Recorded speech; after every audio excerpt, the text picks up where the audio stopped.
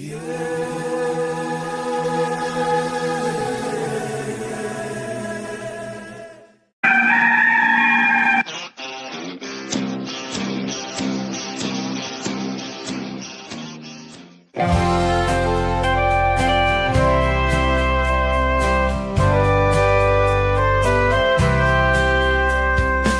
should not have screamed in terror that fine day.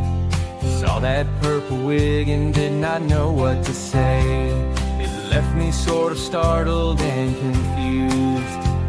Red lips and white makeup and those big old red shoes. But my daddy tore a knot in me for being so damn rude. He said, son, don't you know that clowns are people too? Clowns are people too. Big red shoes. Clowns are people too. Don't be rude. If you weren't a bit lucky, then this could easily be you. I met your mom when she was up on that old trapeze. What can I say but hey, I had a thing for circus freaks.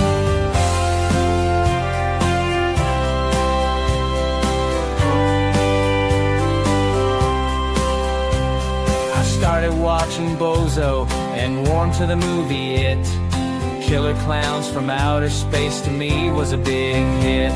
Some people like McDonald's because of Mayor McCheese, but Ronald is my homeboy now, and Krusty and Pinky.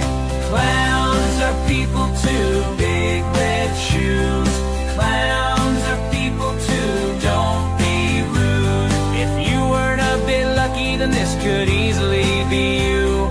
I met your mom when she was up on that old trapeze. What can I say but hey, I had a thing for circus freaks. Clowns are people too. Clowns are people too. Now I own some tiny horns and got me those red shoes. I don't know much but know one thing that's true. If you don't know anything, just know that clowns are people too.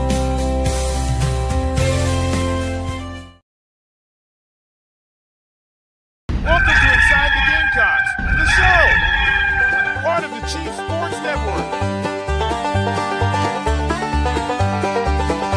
Mad Dog's upstate raised and reared up near the tater patch. He flirted with that upstate team, now bleeds garnet and black. It's been almost 2 decades since JC started Big Spur. He may live outside of Chicago, but he's all Spartanburg. It's the show, the Gamecocks Show. ITG, Phil and JC, it's the show.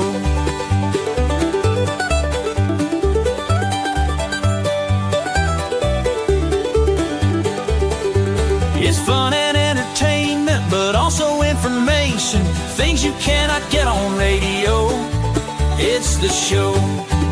Gather around all you Gamecocks, it's the show. The show, the show. Let's go. JC and Mad Dog Mully on the Gamecock Show.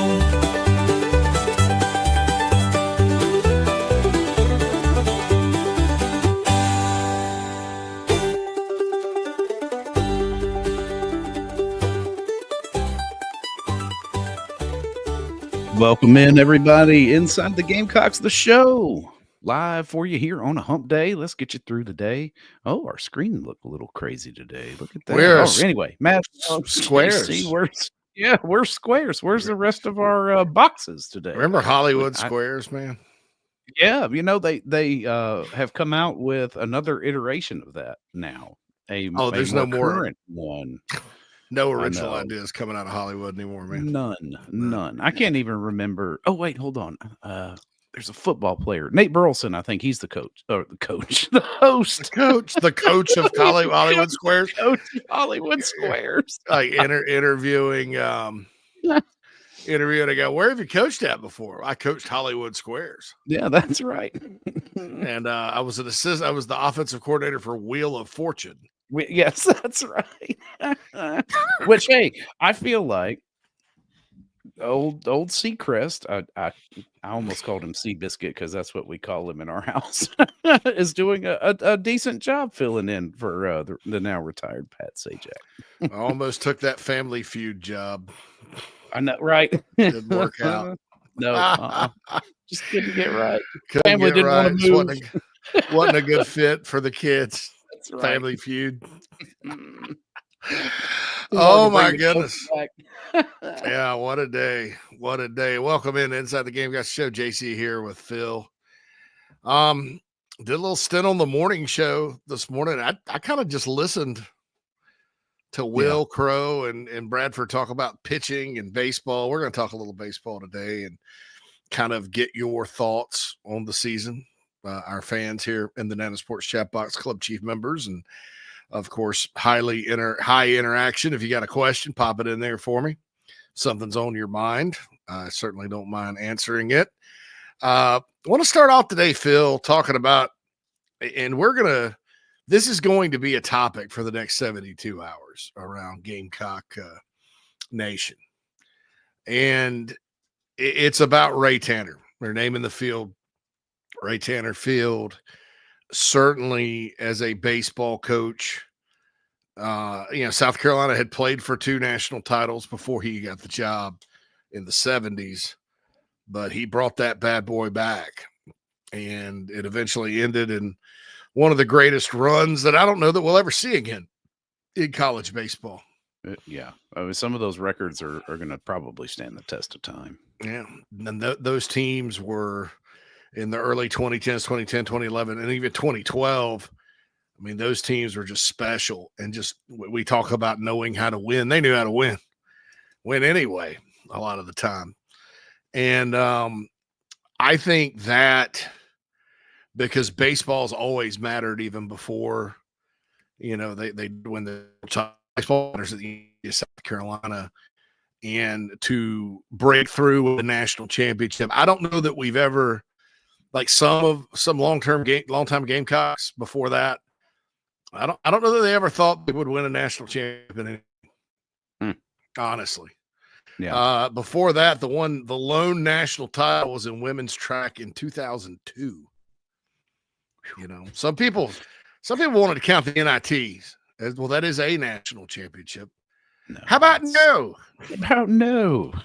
How about no? No. Call it. You're the top of the poop heap. Especially the to put it in second a one. nice way. I mean, the first NIT title that team was like 500 during the season. That was back before they started letting all the Tom, Dick, and Harrys for the group of 5 or mid-majors in to the NIT, so you could get in from a power conference with a 14-13 record or 15-13 or whatever. And that was good. And that was the famous Mike Morgan call against St. Joe's when Kinsey hit a 3 from the corner and they won. It was exciting. The second one, that's a Sweet 16 team. I could have made a case for a coaching change. Yeah. After that, because that team beat national champ Florida twice, almost won the SEC tournament, and because they couldn't figure out how to beat teams like Auburn and teams that were very average at the time, they didn't make the big dance, but they certainly were talented. They were 4. Oh, it's our daily mic went out. Yeah, this cord. I got to get a new cord. It's a big long cord, so it's been stepped on. No worries. Yep, and now you're on the laptop mic. But and then you got to go back. Thank you, it goes back and forth. Pieces of butt. Like to strangle. There we are. I know some of this stuff sometimes, but when Tanner came along when they won that national championship, and I remember this because that 2010 season was not. It was the second year in Founders Park. 2009 was sort of disappointing. I think they got eliminated in Greenville, North Carolina by ECU. Yep. Mm-hmm. And Gamecocks had a good team, and it came down for the SEC the East and the championship.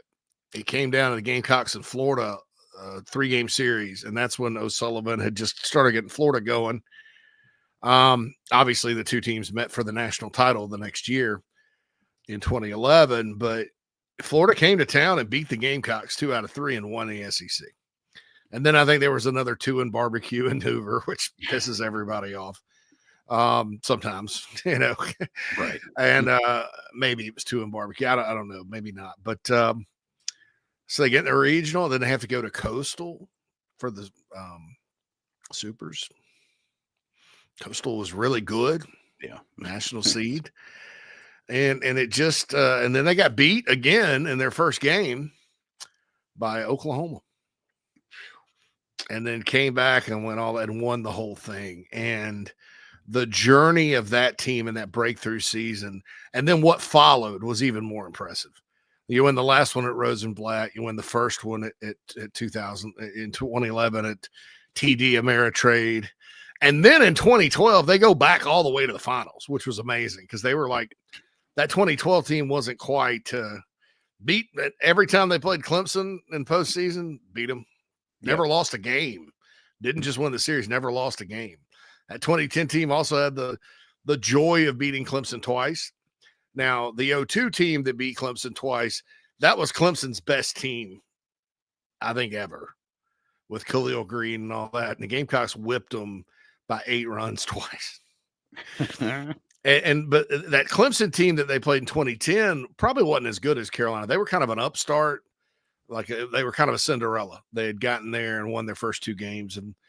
But lo and behold, lost to the Gamecocks again. The legend of Michael Roth was born, Matt Price. I mean, there's just so many memories there. And there's something to be said for a guy that goes out on top. And while he didn't win his 3rd straight in 2012 against Arizona, I mean, that was just quite a run. You're probably not going to replicate that. And he went and became the AD. Now, I want to talk about his tenure as athletics director as well. You guys know I've been on the record. There's some criticism of him through the years that makes no sense because it's not really anything different than any other AD. Obviously, when you're an AD, you're responsible for a lot of things. Some things are not going to be satisfactory and deserve criticism. But I think a lot of it was overblown. I think people are starting to realize just because there's a new AD, the quote unquote, and wasn't a coach somewhere, which is the dumbest one of the. I mean, that's not so much Gamecock fans that it is the national media that it's like they hate coaches becoming like they don't think coaches are smart enough, or maybe they're jealous. I don't know. Cohen at Auburn's doing just fine. He was a baseball coach. Barry Alvarez at Wisconsin asked people what he did for that athletics department. The Godfather, they call him the Godfather. Hell, he comes back and coaches sometimes in football if they have a change. But I just, winning the national championships, and then with AD, what I'll say is this: he left it in good shape and walked out, I think, with everything trending in the right direction. Men's basketball aside, it's not like we've had 3 bad years of Paris and he's an obviously bad hire. It's back to we don't know, because you got to have more than one good year, I think, to be considered a good coach. But, he hired Shane Beamer. That's headed in the right direction. Paul Maneri came in for baseball. I think softball is off to a great start. Equestrian beat somebody the other day. I don't know. I saw that. Yeah. Yeah. And women's sports were always really good under his watch. But I think, facilities plans, revenue, NIL, whatever you want to say, I think the guy, just like in baseball with 27 outs, he always said that, 27 outs. I think a lot like how he coached. All that matters is what's on the scoreboard at the end. Yep. And so I think at the end he walked away with his place in great shape. Yeah, I think his impact was he left it better than he found it.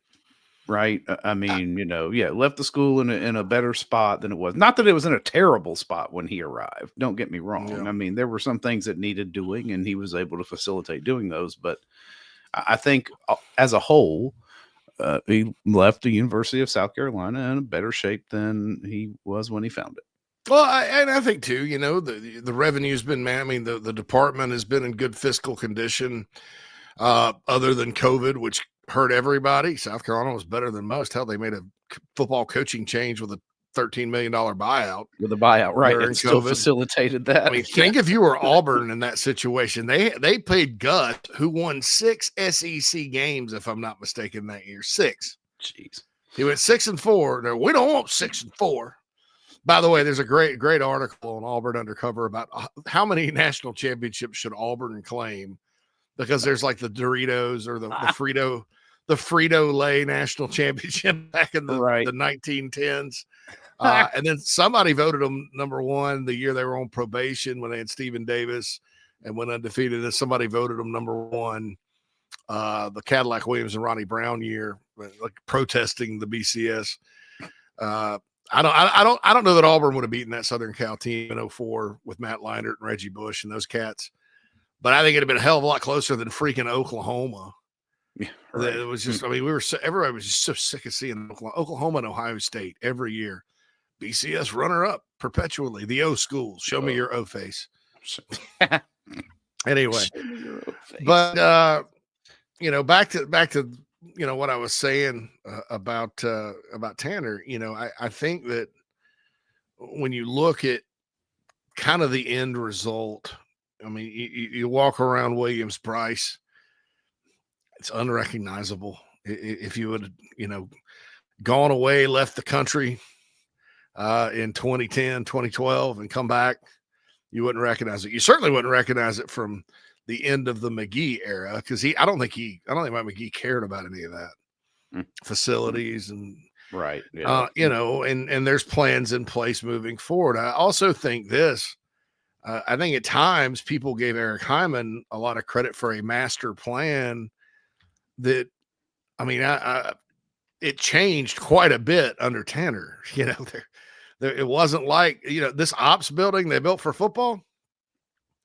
That wasn't, Eric Hyman was not planning on doing that. No, it was like and I'll tell you a little story, and I'm not coming down on Eric Hyman, because I think in his situation, you had so much to do, Phil. Because the facilities were just, and you had a new baseball stadium you have to build, and football needs facilities. Even Spurrier, who wasn't a big facilities guy, was like, shoot, our facilities are awful. Yeah, and Florida's were too when he was there. There was an elephant served up on a platter, and you're like, you got to eat it. Yeah, South Carolina. I don't think people realize this, because when Spurrier had all the practices open, I don't think they realized the situation with the Bluff Road Proving Grounds practice field. That was I've most SEC programs have their practice field in a area where you can concentrate on playing football. Not on a road that's busy where dump trucks are streaking by, and then idiot fan from whatever other school is riding by yelling, "Woo!" Yeah, right. I mean, I guess it builds character, but that was the worst practice situation in the Southeastern Conference, including Vanderbilt. I lived in Nashville. Vanderbilt had a nice little enclave, and it was all they could do to get Hyman to say, all right, with this farmer's market property, we need to build new practice fields. And they finally did. And Tanner got that done too. That kind of came online during the Tanner era, because it sucked. It sucked for the players. It sucked for the coaches. It sucked completely. It's a miracle this program was competitive. I mean, just to be straight up honest. And so that was good. The indoor facility, which was I don't know if it still is the largest indoor football facility in the United States square foot wise, the ops building, all the Springs Brooks Plaza beautification and all that stuff. That was all under Tanner for football. I think Founders Park and with what they've done there, and what they will do in the future has been good. I think that you look at the Rice Athletic Building, all that good stuff up there has come online. And I think, frankly, this program in football was going to go through a transition period after Steve Spurrier left. I think we were all hopeful that, Will Muschamp would get things done. I still look back on that hire and I'm like, at this point, because people started complaining about not hiring Lincoln Riley. And I was like, I would look at what Lincoln Riley's doing now. I mean, he inherited a turnkey situation at Oklahoma with Bob Stoops. That's not hard to maintain. No. In that league with no defense and the players they were attracting and the quarterbacks he was able to get to transfer in, it's not that difficult. And the minute he gets into a line of scrimmage league and really didn't do all that well in the Pac-12, which is not a line of scrimmage league, he's average. Yeah. And not a recruiter either. Mm-hmm. Not a recruiter. Has to have people do it for him. The roster was in such bad shape. I mean, you bring that dude in at that point in time, I mean, you're gonna have a Jeff Lebby type situation at Mississippi State. And Muschamp came in and brought in some guys, took them to a bowl. The bottom fell out. Some things that happened to Will happened to him here. Looking back, though, I mean, Greg Schiano would have been a better hire, and probably not. Willie Taggart, no. Rich Rodriguez, no. I mean, who else? Yeah. I mean, he had Tom Herman and Kirby Smart. I mean, Tom Herman was going to go to Texas eventually and kind of got that one. And then Kirby got his great dream job at Georgia. I mean, you basically had him in the boat and then that happened, which, I don't know. Both of those were kind of known, right? I mean, they were going to go like Herman to Texas. Kirby would obviously leave anywhere to go to Georgia. Well, I mean, nobody thought. It was kind of crazy because during that time, the year before in 2014, Tony Morrell on our board. Tony sometimes just gets stuff. I believe Georgia was playing Louisville, and I think Petrino was the coach there. I think he'd just gotten back there, or maybe Charlie Strong. It was Petrino because Strong was already at Texas, and so Tony on our message board, he's just like, "Hey, I hear if Georgia loses, Mark Richt's getting fired." And I was like, oh, man, I don't know about this. Georgia ended up rolling Louisville in the whatever bowl there was in Charlotte, what's now the Mayo Bowl. And everything was fine. And then the next year, he brought in current Dallas Cowboys head coach Brian Schottenheimer as his OC because Bobo left and took the Colorado State job. And sure enough, the next year, Mark Richt was fired. So it's almost like, knowing that and trusting Tony, he usually would not report something like that about another school unless he was quite sure of it. Right. That was kind of brewing. And I wonder if they would have gone with Kirby then. But I'll say this. All the stories about Kirby taking South Carolina, that was going to happen. Had Mark Richt not gotten fired. That was going to happen. I mean, it was I have a person that was in the office at Alabama that said Nick Saban himself said, "Yeah, Kirby's going to South Carolina." So Kirby wanted the job, right? And would Kirby smart had he theoretically taken it, done? I don't know. I don't know that he got a great situation at Georgia, So I don't know that you can blame, Tanner for hiring Muschamp because at the time, Muschamp did some good things as far as getting players back in and getting the roster going. And it was really bad that I don't think a Lincoln Riley could have done, in my opinion. So that was that. And then, the baseball coaching hires, I think sometimes, man, it's hard to hire for your own sport. Right. Mm-hmm. I mean, the criticism there is probably warranted. And I don't know that Chad, we know him, we love him, Phil. I don't know that he maybe wouldn't have straightened it out after a while. With Kingston, I think he was given plenty of time. Yeah. So Tiffany says in another life would Kirby have been better than Muschamp. That I don't know, Tiffany. I think a lot of his early success at Georgia was style of play wise. That Georgia team offensively was kind of set up with Nick Chubb and Sonny Michel. I mean, it was Dudes like perpetual that. 9-10 win team. Yeah, right? I When mean, they let him go. Yeah. Not that he didn't have anything to do with it, but No. I that second year really boosted them, and then they cycled back up because they were really great at recruiting. I tend to think he'd have probably struggled a lot like Will Muschamp, and I don't know that he would have won 9 his second year.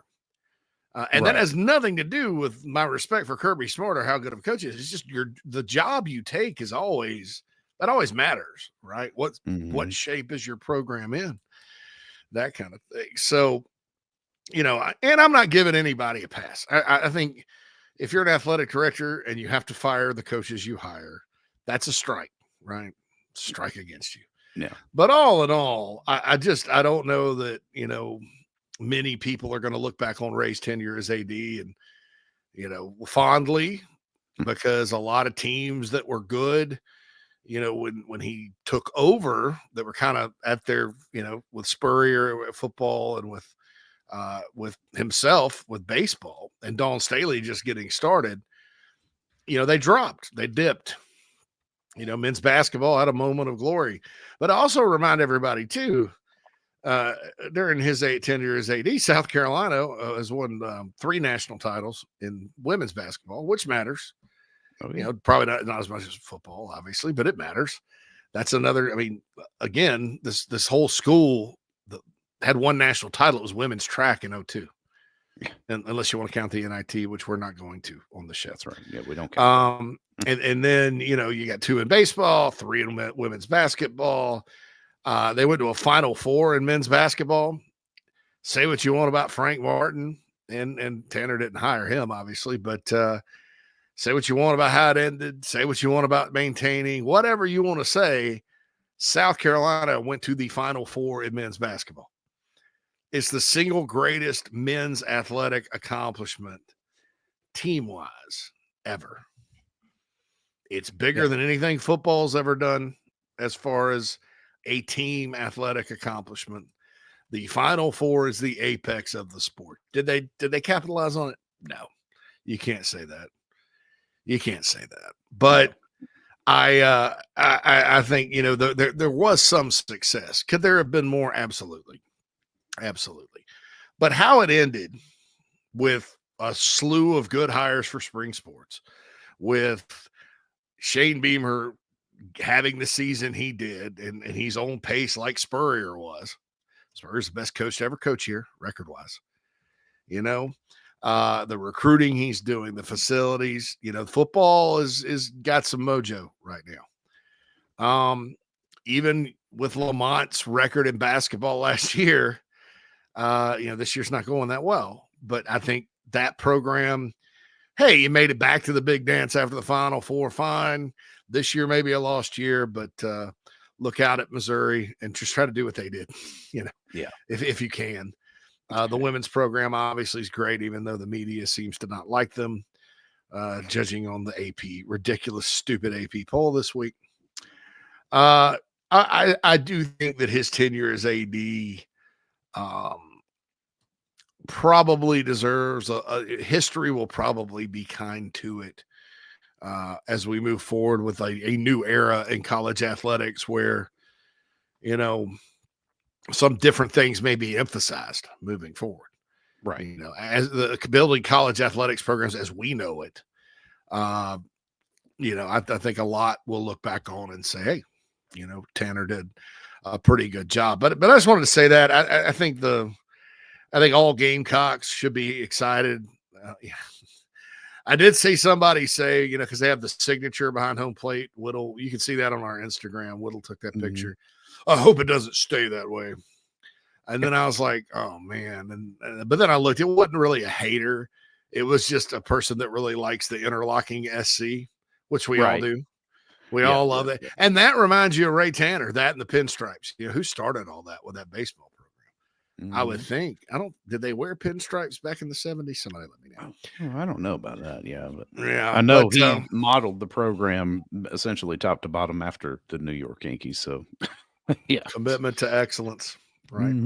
Yep. So anyway, all hats off to Ray. We're going to obviously talk to him on Friday. Obviously, there is a promotional tie-in with this. His Tailgate Talks has him on. That's right. Tailgate Talks with our boy Steven Garcia and our other boy Pat DeMarco. Doesn't get much better than those two guys talking to Ray Tanner. It's on the Chief Sports app, audio-wise, also video. It's on Gamecocks Plus. So please check those guys out. And they have Ray Tanner. We'll have Ray Tanner on during the – I don't know if I want to call it the extravaganza because I called Christmas Christmas extravaganza. The opening day celebration. Yeah, it's celebration. It is a celebration. The boondoggle. Is it a boondoggle? No, but the opening day celebration. Of course, Paul Maneri and everybody else, but our opening day show will be 4 hours long. Both shows will be combined that day on a live stream. Me, Phil, JB, and that's it. We're not bringing you, but no. Well, Paul Maneri, Stuart Lake, Monty Lee, all the legends will be on, except Landon Powell, who was on the morning show earlier. Oh, I know. Yeah, he'll be in Rome, Georgia, coaching his team that day. I thought you were about to say Italy. Well, they were in Hawaii earlier. He's hard to convince a group of college baseball players to treat a tournament in Hawaii like a business trip. I was like, yeah, I bet. They're out there getting laid. That's right. You get laid right off the plane out there. You get off the plane. I got to get to Hawaii one day. Anyway, we got to get to a break. First break of the afternoon. I'll remind everybody inside the Gamecocks show is sponsored by Tony Pope State Farm Insurance. If you're in North Carolina or Georgia, support Gamecocks because he's licensed to write insurance in those states. Go to TonyPope.com. Be sure if you switch to Tony Pope, tell him you heard about it right here on the show. He is a big supporter of the South Carolina Gamecocks financially, with time, also of this show and all we do at Team Sports. TonyPope.com. Great insurance. Switch to Tony Pope. That helps trickle down economics, folks. Flows into the NIL coffers and everywhere else. When you sign up for insurance with Tony Pope, and he'll take care of you too. Again, North Carolina, South Carolina, Georgia, anywhere you can do that. We'll be right back after these messages inside the Gamecocks The Show on a hump day. Awesome. The Aventon Adventure 2 takes the same basic design as the original Aventon Adventure, making it an adventure bike designed to take you places that typical roads just don't reach, allowing you to ride whatever terrain you want based on your whims of the day. Look at what you're getting. Hydraulic disc brakes, torque sensor for responsive pedal assist, great LED lighting, suspension, a beautifully welded frame with excellent build quality, included rear rack, included fenders. The list just keeps going on. Visit electricbikescharleston.com for more. When you bundle home and auto, good things can happen. You get a local agent who can help you choose the right coverage for you at a price that's right for you. Call State Farm agent Tony Pope today. Hey Gamecock Nation, my name is Kyle, longtime listener of the show and avid golfer. I wanted to take my game to the next level, but let's face it, golf is a hard game to learn on your own. I heard the ad from McKellar Enterprises and reached out to the owner and former Gamecock golfer Meredith Taylor. In just 2 months of working with Meredith, I shot my lowest round ever, and I've never felt more confident in my golf game. So if you're looking to take your game to the next level, go to McKellarEnterprises.org and book your lesson today with former Gamecock golfer Meredith Taylor. Go Gamecocks. Think about that old ride of yours. The carpools, the road trips, the heavy hauls, date nights, and the dings and the dents and the sticky spills and cracker crumbs, and that smell that really never goes away. Do you really want to start the new year in the same old ride? Or is it time for a fresh start? Now's the time for incredible New Year's savings at Love Chevrolet on the entire lineup of award-winning vehicles. Love has more new Chevys on the lot than any other dealer in the Midlands in the color, style, features you've been looking for. With New Year's savings and Love's famous low price guarantee, your new ride in 25 will be invigorating, exhilarating, and affordable too. South Carolina's #1 volume Chevy dealer, I-26 at Harbison, and online at lovechevy.com. Together, let's drive. That's the power of love. Love Chevy. When you bundle home and auto, good things can happen. You get a local agent who can help you choose the right coverage for you at a price that's right for you. Call State Farm agent Tony Pope today.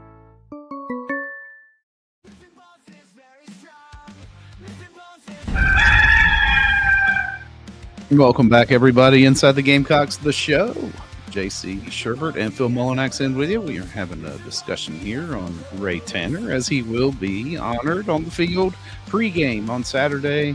According to JB, the former players list is now between 200 to 300, including their families that will be present for that. It will be an awfully emotional day, and I think now they're starting to try to see if whether or not they can actually make Coach Tanner cry, which Doubtful.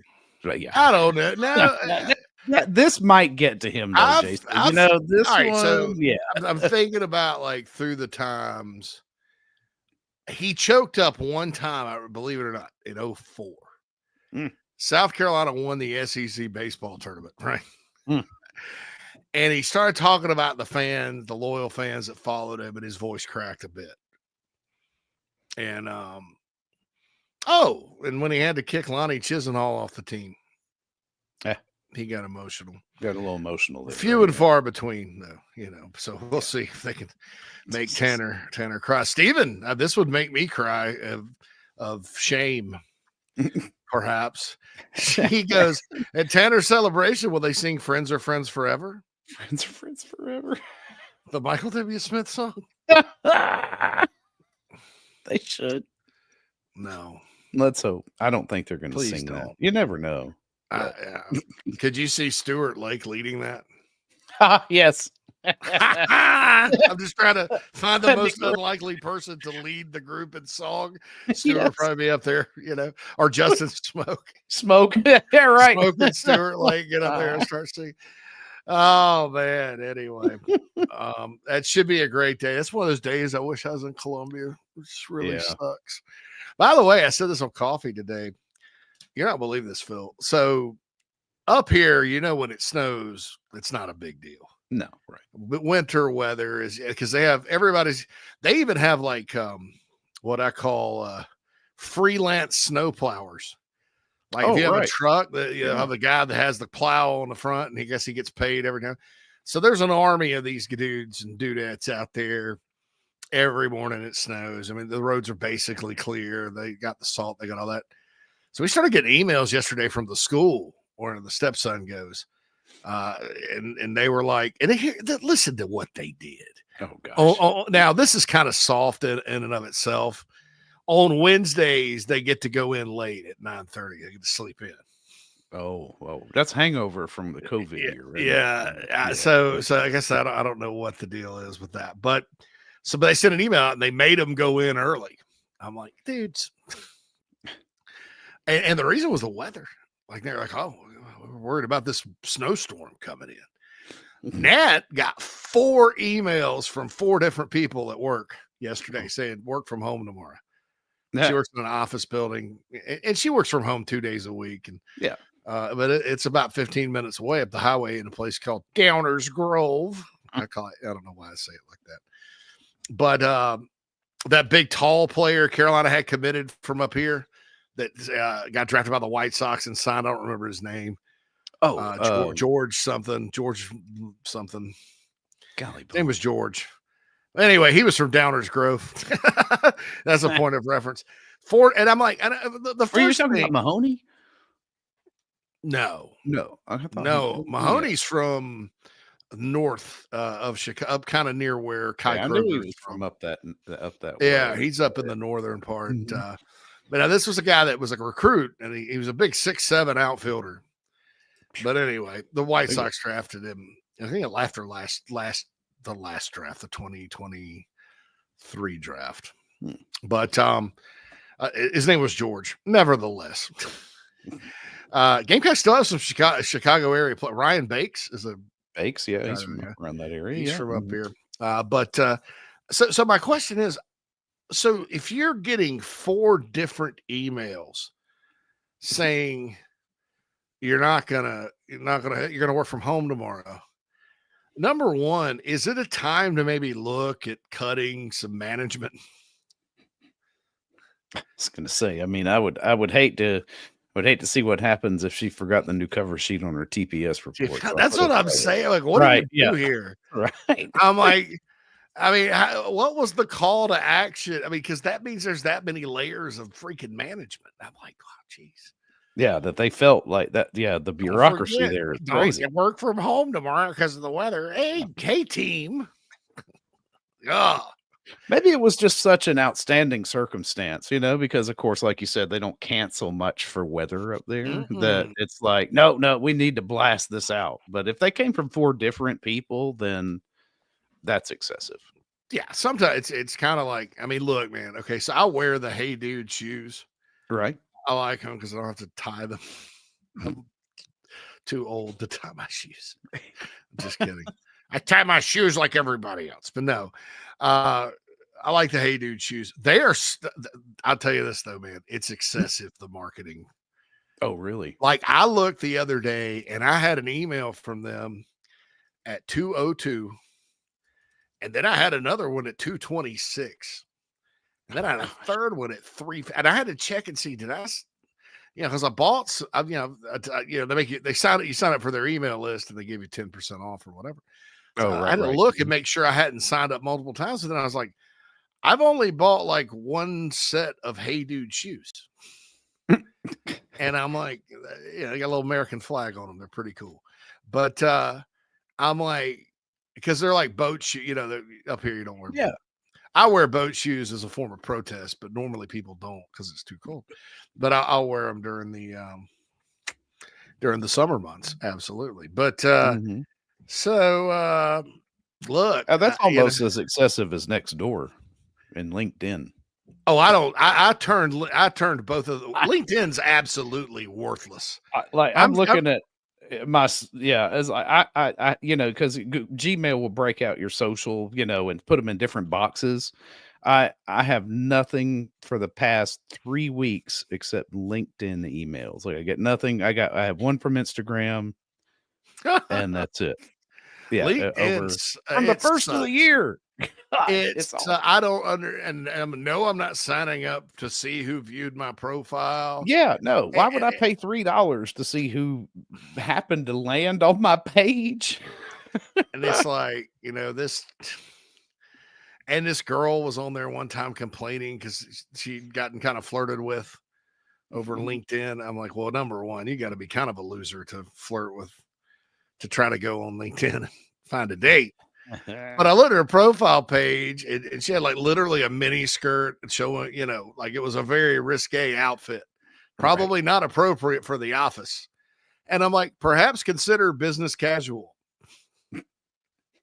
next time. That's right. Maybe just, tone it down a bit more professional. And there's all this stuff. And I'm like, this does nothing for me. I mean, I haven't interviewed for a job since 2004. Right. I'm not really I'm not really interview material, to be honest. I don't care. Julie got a great job on LinkedIn. Julie, and look, I hate to even say it because some people may love all the Hey Dude marketing text. I mean, I'm sitting here, Phil, I've got 3 texts from Hey Dude today. Oh, the texts. Oh my goodness. The text and the email. I mean, they double team you. Yeah. I think I inadvertently signed up twice or something. I don't know. But LinkedIn is just I blocked them over and over. Then they find a back door, and they Yeah, get that's in my right. Yeah. Gmail, and I blocked them again and unsubscribe. You But keep it works for unsubscribing and they keep coming. That's what I it find works out with for all the some political people. I crap mean, too. Yeah. It's like, yeah. I hate to be that because I mean, for LinkedIn, some people that's probably the best way to find a job. So congrats, Julie. I just to me, it's just not. I don't know. Yeah. I don't know. If I had to go find a job, I'd probably better off on social media. Yeah. Maybe you'll be an influencer. I don't know. That's right. But anyway, so that's they're just I can't believe the amount of communication Hey Dude wants to have with me. Yeah, maybe they'll sponsor the show. Who knows? Maybe they're trying to tell me something. Hey. I'm like, unless you're gonna give me money, please quit contacting me. I'll let you know when I want those shoes. Right.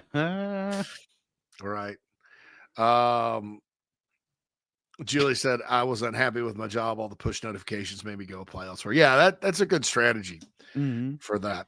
So congratulations to you there. So we're so glad Frederick's okay today because he wasn't first in the Nana Sports chat box. And Kreger says,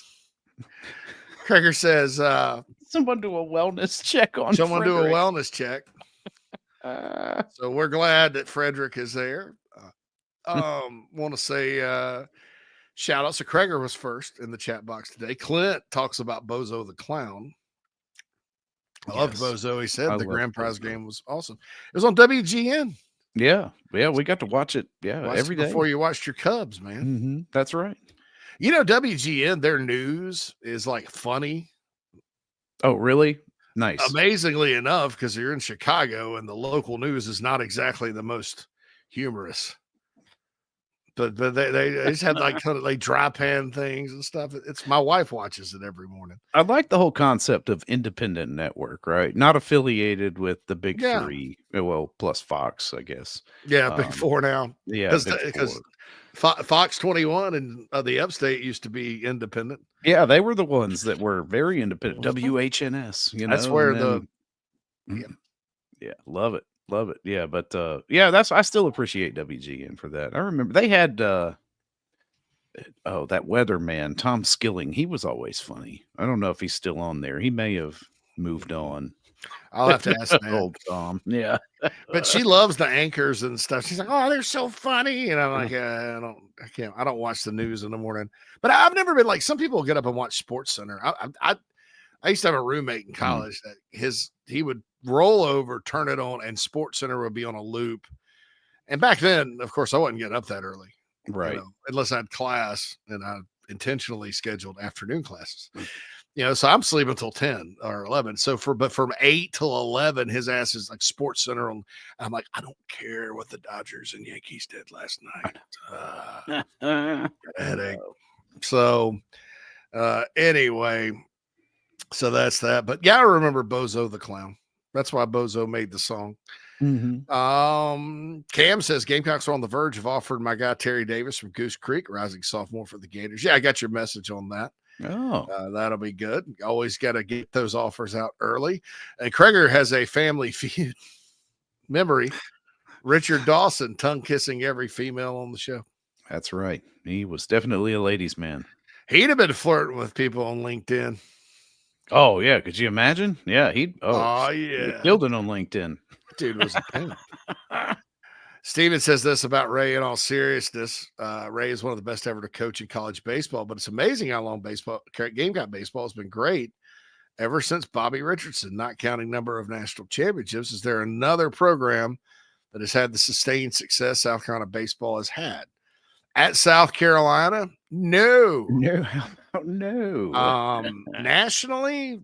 Yeah, I mean, Texas baseball has been pretty good. And yeah. You know, and there's some programs that certainly get to Omaha more frequently. You know, South Carolina's had these droughts, like Ray between 85 and 17 years. We're in the middle of a 13-year drought right now. Yeah. Special when you get there. But when Carolina gets there, they got a pretty salty record. I mean, they're a tough out. They're usually staying for a few days. Right. But yeah, I I mean, the baseball programs played for 6 national championships. Ray coached in 4 of those. They lost to Texas in 2002 when it was a 1-game series. Of course, they beat UCLA, beat Florida, and then lost to Arizona, got swept in 2012. When that was just when the train came to an end. But yeah, South Carolina baseball has been really, I mean, we've talked about it. It's sort of time, I think, for it to cycle back up. Yeah. And hiring Paul Maneri is such a different type of thing, Phil. Yeah, compared to where other teams have gone, and you didn't. I mean, you pulled him out of retirement. Yeah, it's similar to the Holtz, and really closest thing is the I think Lou Holtz, because Spurrier still had like a decade in him. He still had time, a lot of time. I don't know. I think Paul is probably more similar to Lou. I think they're roughly the same age. But that's not a different approach for South Carolina in sports, but different for baseball, because you had Bobby Richardson, and then you had June Raines, who took over for Bobby Richardson and was there for a long, long time. Yep. And then Tanner took over and was there for 16 years. And then, Holbrook, I think 5 years for him. What do we end up with, Kingston? 7? Was it 7? I think kind so. Of and I'll say this: most great programs that win national championships in sports, when the man walks out the door, unless the man held on too long, like at Florida State with Bobby Bowden, there will be some trial and error most of the time. Wait, as much as I like Kalen DeBoer and can't rule out that he wins big at Alabama, don't be surprised if they are 2 coaches away from winning it all again in Tuscaloosa. Oh man, look at Florida, angst and consternation. And then sometimes you find the guy and you think he's the guy, and he's got some issues, like Urban Meyer. And Florida, Florida found the guy, and then it's like, oh, there's a lot of drama here. And then they're cycling through guys again. And then Ohio State, oh, we got Herbs. And what was there at the end? Single-digit losses. I think single-digit number of losses for him at Ohio State. That's how good he is. Yeah. But lots of drama. Yeah, the drama outweighs the win-loss record when it comes to certain guys. Yeah, and so Florida's like, shoot. We thought we thought we could just replace the guy that replaced Spurrier, the Zucker, and get going, and turns out we can't. So, and somebody brought up in the chat box North Carolina basketball. Now that they've, Hubert Davis replaced Roy was kind of the man, but he was 2 coaches away from Dean Smith. Yeah. Yeah, there was one in between. Mm-hmm. There were 2. Okay. Bill Guthridge. Yeah, yeah, that's right. Because Dean Smith kind of pulled a sneaky one. That he retired right before the season so he could hand it over to Guthridge. Mm-hmm. Guthridge actually got the Final Four, but he clearly was a short-term guy. And then Roy Williams turns it down, and everybody I think Eddie Fogler turned it down, and they landed on Matt Doherty. That didn't work. And then Roy Williams finally takes it. And they're back. We're back, baby. We're back. And then Hubert Davis takes over for him, and it's just – there's been some good moments, but man, I mean, Clemson spanked them Monday night. Yeah, they're bad.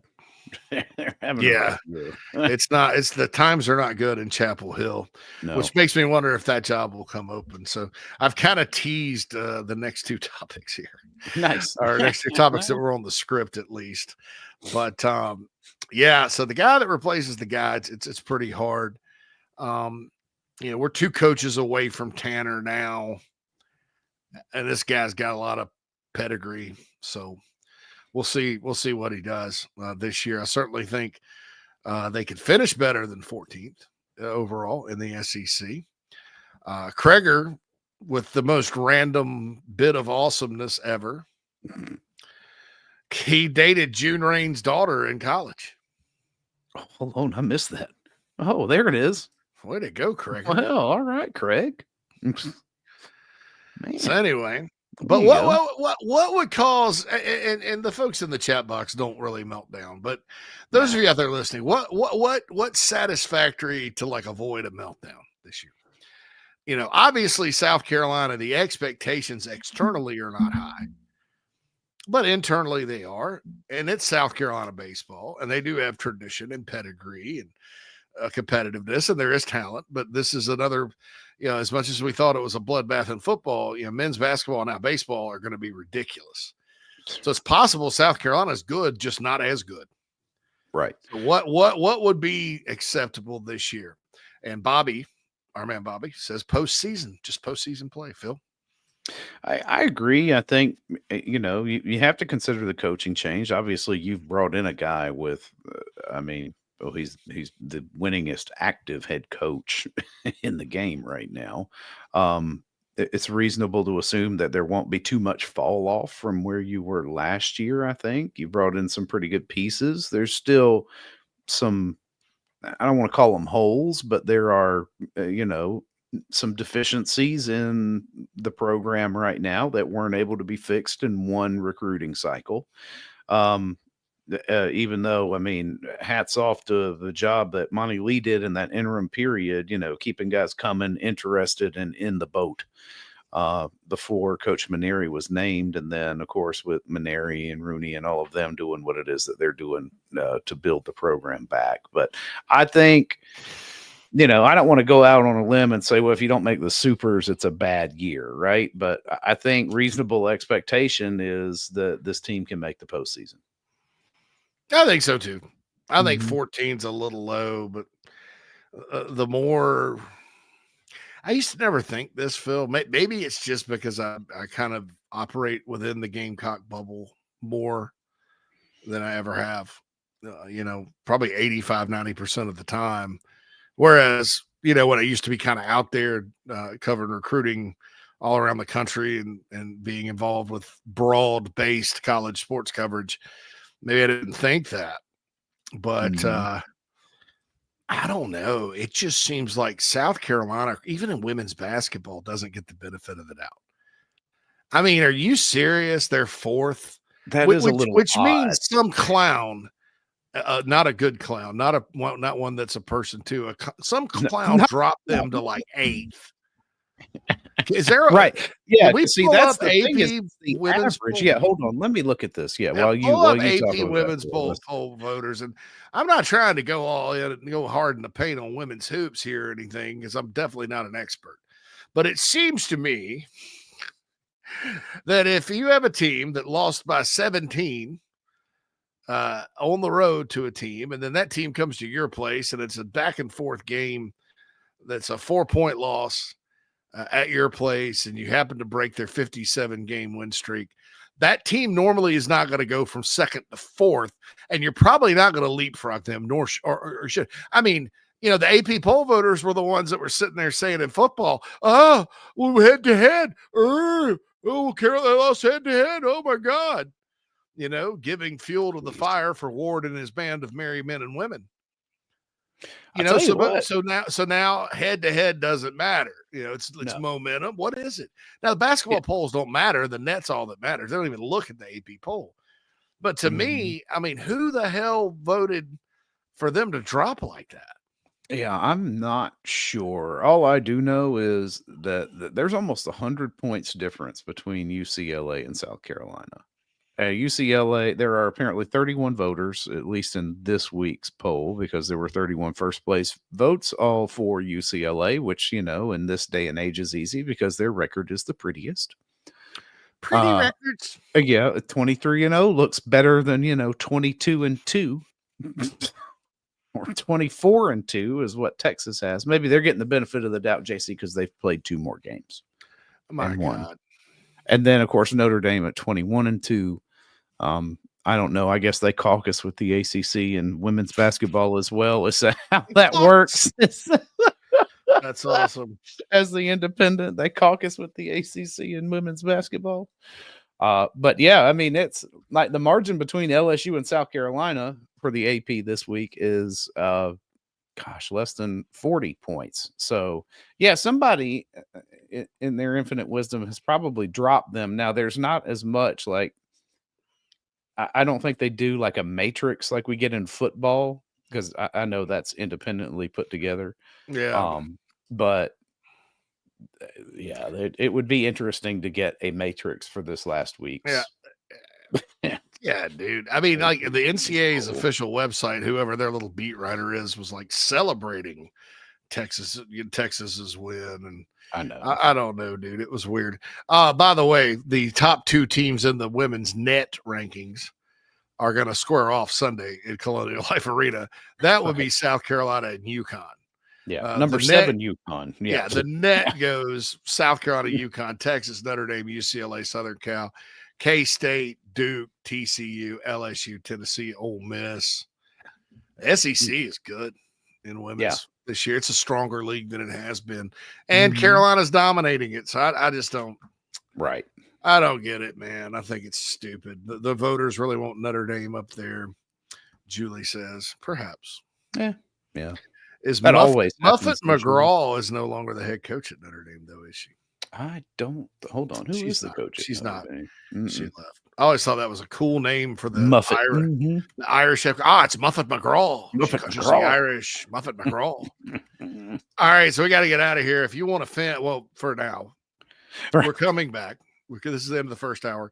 If you want to, speaking of, folks from the Midwest, Ryan Brewer Fence, folks. If you're in Columbia and you want a quality fence, as much as I believe in Tony Pope's insurance, I believe even stronger in Ryan Brewer's fence. Mike Morgan has made a believer out of me. Trust me. Mike does not steer me wrong with things like customer service, which we're going to ask a question about in the second hour. And Ryan is the absolute best one. Not only that, Gamecock legend. So you can trust that he's building a great fence. Unlike me, I had a guy tell me, you don't have to stain it. I'm like, it's made of wood. It's outside. Some kind of super wood or something. Ryan Brewer is not going to do any of that to you. He's a pro. His teams are pros. Ryan Brewer Fence, proud sponsor of Inside the Gamecocks, the show, Inside the Gamecocks, the morning show, Mike Morgan's Power Hours, you name it. Gamecock loves you. RyanBrewerFence.com. We'll be back after these messages as ITG, the show, rolls on. Oh, man. The building is on fire. Emergencies and accidents happen. When you're in the middle of a fire or water event, all you want is for things to return to normal as soon as possible. Resto Pros of the Midlands is with you, guiding you through the process and working with you to get your home or office back in working order. They'll answer your questions, discuss procedures, and can act as your advocate when it comes to processing your insurance claim. Resto Pros Midlands SC.com. Open 24/7 when you need them. Quality that is guaranteed. Hey, this is Cornbread Cowboy, and you're listening to the show. We'll be right back. The Aventon Adventure 2 takes the same basic design as the original Aventon Adventure, making it an adventure bike designed to take you places that typical roads just don't reach, allowing you to ride whatever terrain you want based on your whims of the day. Look at what you're getting. Hydraulic disc brakes, torque sensor for responsive pedal assist, great LED lighting, suspension, a beautifully welded frame with excellent build quality, included rear rack, included fenders. The list just keeps going on. Visit electricbikescharleston.com for more. Welcome to Palm Casual Patio Furniture. Because we are the factory, Palm Casual has the ability to offer the highest quality outdoor furniture paired with world-class service. Since 1979, our factory showrooms have done our best to make the buying process as easy as possible for our customers. Our understanding of the many factors that go into your decision has helped us create our 30-day trial period that increases the level of comfort our customers feel during the shopping experience. Visit us in Somerville, Mount Pleasant, Myrtle Beach, and Bluffton, and online at palmcasual.com for our products and out-of-state locations. Go Gamecocks! Welcome home. That's what the Gamecocks say, and so does nationally recognized the Barn Dominium Company, where they are building dream homes in the Carolinas, Georgia, and Tennessee. Their turnkey process can be custom designed and takes 6 months on average. Make your dream a reality. Visit thebarndominiumco.com, thebarndominiumco.com.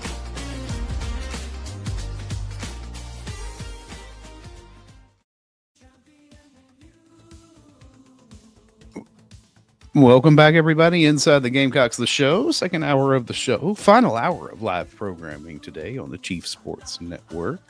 The late night guys snuck in early on me yesterday, so you can check out both the walkthrough and the late night Gamecock show from yesterday. Available now on the Chief Sports app. It's free. Go check it out on our Chief Sports South Carolina YouTube page.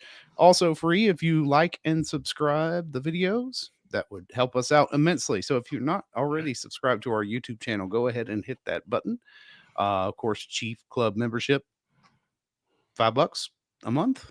Get access to the chat box. We will have meet and greet availabilities. Tailgates coming up. Yeah.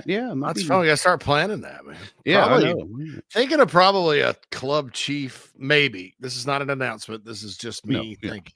Kicking some ideas. Maybe having a little small happy hour kind of deal in Atlanta. Yeah. If, for those of you that are in town, but let me just think about that. We'll kick around a few. It's always good to have those events and stuff like that. Just invite everybody over to Mike's place. If you've seen Mike's play, I mean, you'll see it. I call it hanging out up in the trees. It's like we're in like the movie Avatar, or what were those creatures that lived in the trees in Star Wars? Was there something that like the Ewoks, like on indoors? Yeah. Okay, nice. All right, yeah. He's got this big second floor deck, and it's pretty cool. Anyway, Steven in the Nana Sports chat box says Gamecocks and UConn to me are the two best teams in the country. The Net agrees with you. Skynet, Cyborg. Skynet agrees. AI agrees with you. Krager says, how do you recruit women to Manhattan, Kansas? Hell, Craig, how do you recruit men there? It's a lot easier now that you can pay them. Yeah. Cold, hard cash. That's right. Here. It's wire transfer. That's easy. Hey, I know some people that are K-State people. They're good. They have great fans. But it is very prairie like. It's rural Kansas. Lawrence is I was going to say, what's more rural? I mean, I know Kansas is pretty much all, KU is kind of in the Kansas City area. It's just kind of okay. It's kind of like Norman is with Oklahoma, OKC, and then Manhattan is southwest. Yeah. It's kind of like Stillwater, actually. It's funny how the Oklahoma and the Kansas schools kind of, with one being close to the metro area and one being far and away. But Bobby says he's been told the Little Apple's popping. All right. I mean, listen, if you do a college town right, it doesn't matter where you put it. It'll be hopping. Absolutely. Mm-hmm. Julie says UConn's not the same team. Paige Euchers, I think that's how you say it, passed up a 3 with the game Eckers or the game on the line against Tennessee. You don't think? I don't know. That game seemed to me like Tennessee was like Notre Dame talks about waking up the echoes. It seemed to me like Tennessee women's basketball woke up the echoes in that way. Yeah. They played lights out. They did. I mean, you talk about the SEC in men's and women's, and this is an example of how strong it is. South Carolina and Texas both have a combined 19 quad one victories. Yeah. Texas is third in the net. I mean, Texas is good. Don't get me wrong. But I just don't know how you can rank them over South Carolina based on a 4-point win. I don't get that unless you're, is there Gamecock fatigue a little bit?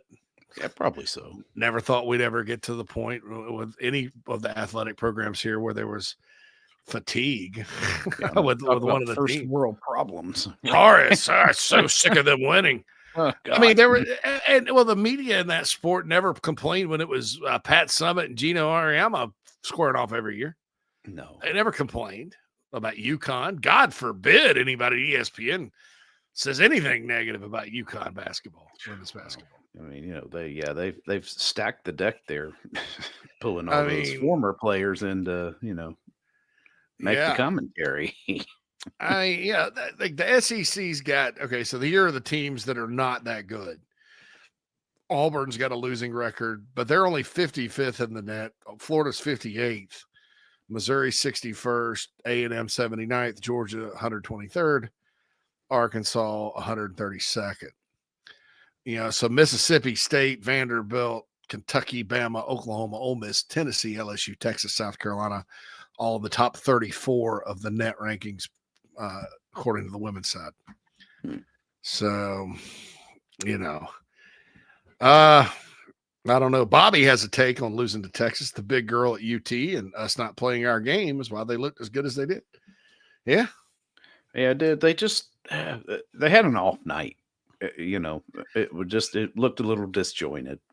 And I'd rather it come now than in March, right, Phil? That's right. I mean, time to get that out of the way. That way, and I mean, not that Dawn would need anything to focus on to coach, but there's a lot more opportunity to coach coming off a loss than there is coaching, a team who keeps winning. The pressure builds. Stoke that fire in those ladies, and I'd be surprised if they fell again. Yes, keep going. Just keep going, I say. I think it does make for a more interesting tournament. Last year, Phil, it seemed like we were kind of sitting around waiting for that Iowa game. Yeah, it was all there. I mean, all eyes were on LSU, Iowa, and Carolina. That was it. Yeah, we were just looking, waiting around for that one, and then you have the one shining moment. Yeah, but that was nevertheless. What did are they even? They're not as good.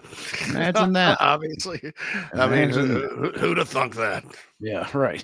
But I mean, the Big Ten benefits though, because they've got the two LA schools, and Ohio State's good. I don't know how good these other. I mean, Iowa's 29th in the net. They're 17-7. They have they're 3-5 quad one, so they're not terrible. No, but terrible, man. They're just terrible. It's terrible. But so we'll see. But that's just one of those things.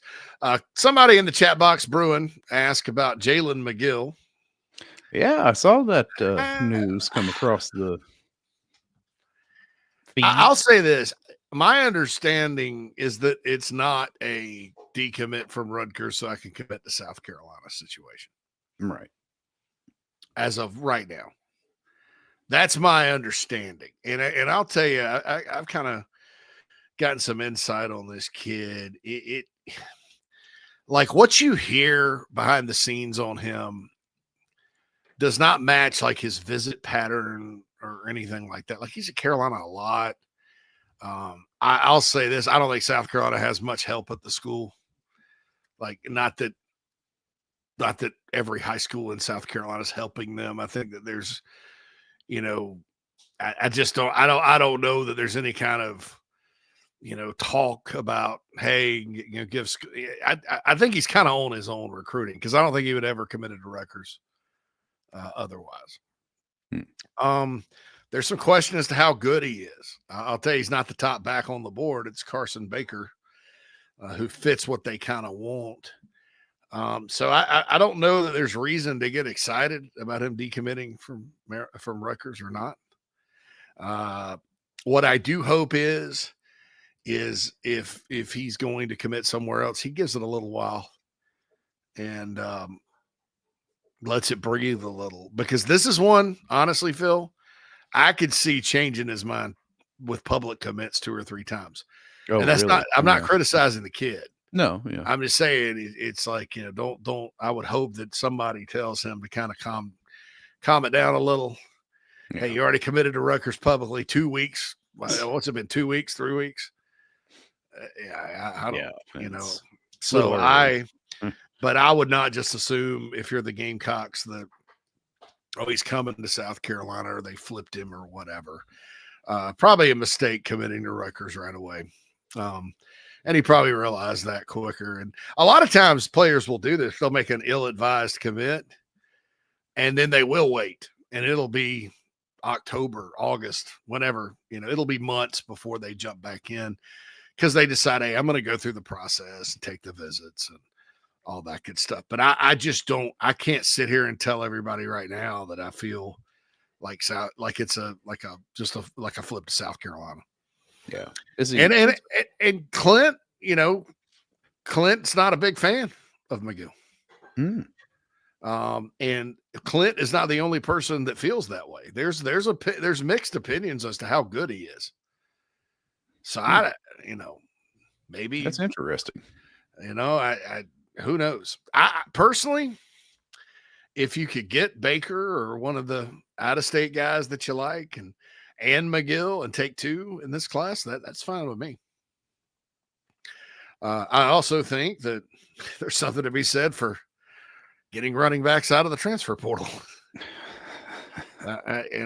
Had success with that last year. Had success with that the year before. Yeah, we'll see how it works out this season. There's a really good 2027 at Burns too. And I mean, I don't know, Phil. I like the player from Gaffney, the running back from Gaffney that's 2026 quite a bit.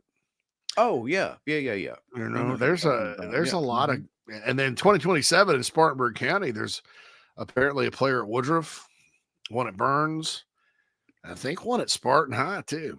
So good old the home front there, the motherland, putting out the players. Are they going to have a stadium this season? Are they going to get that done? Baseball? I thought Burns was without a football stadium. Burns. Yeah. The new Nixon Field apparently is going to be, or is that 2 years? I don't know. Maybe look that up. It seems like it may be 2.